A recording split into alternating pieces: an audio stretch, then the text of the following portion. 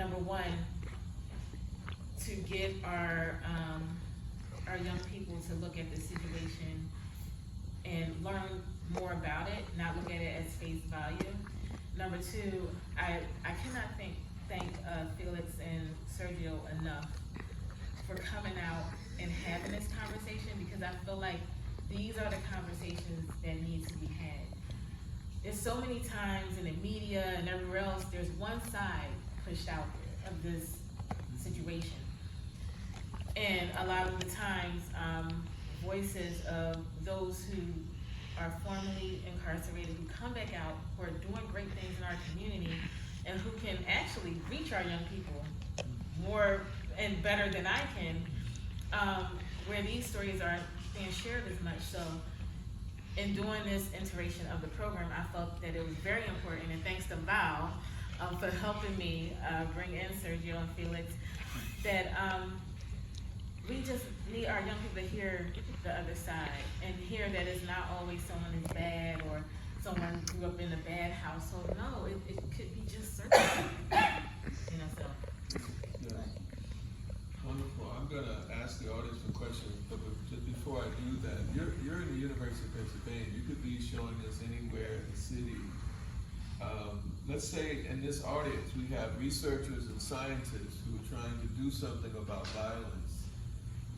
What would you say to them that they need to be, what questions should they be asking? Not only about how to understand these issues, but also how do you emotionally manage these issues? So they're mental health experts, there are researchers, there are educators. What do you say to these folks out here that they need to know or need to understand or need to study? That's for anybody? Oh, go for it. So,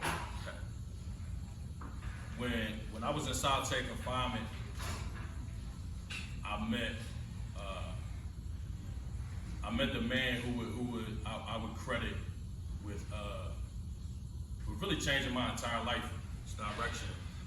His name is Russell Maroon Schultz, former Black Panther, former member of the Black Liberation Army. He spent 50 years incarcerated. He was granted compassionate release and passed away several weeks later. But he was a nearly 80-year-old man who knew how to talk our language. And one of the things that he showed me was that all of our actions, I was in the streets, and you know, I was a violent person in the streets, but that was all attached to my need to feel respected, to have some sort of dignity, and things like that, things that everybody wants. And so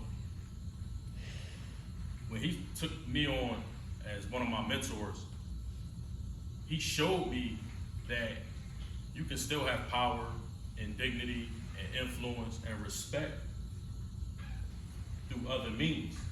And what I learned while I was incarcerated was, after I had met him, and they ended up separating us because of that relationship, but after that, I had started to acquire different certifications,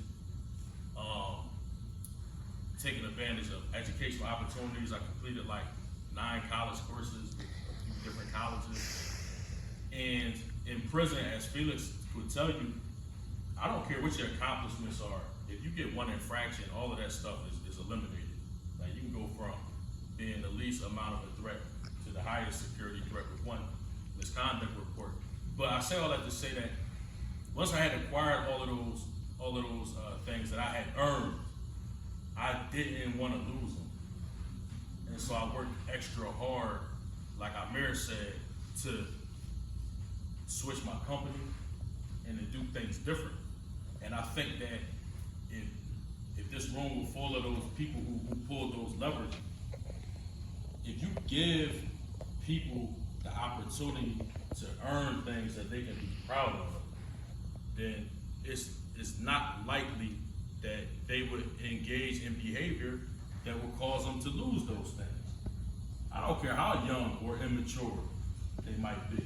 That's a simple concept right there. I don't want to lose this. let me do something differently. And I think that that's the biggest thing.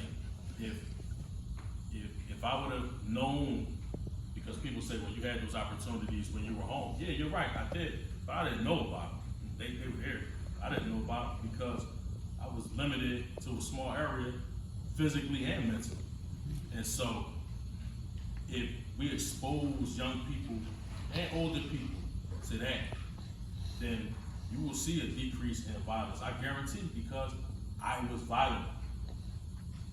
And it stopped like that. Because I realized I didn't want to lose what I had earned. And the things that I had earned got me the respect and the dignity and the power, because I learned that even though I was incarcerated, I was trusted to do things that I wasn't trusted to do previous to that. So that's my simple message to people who could pull those levels of power.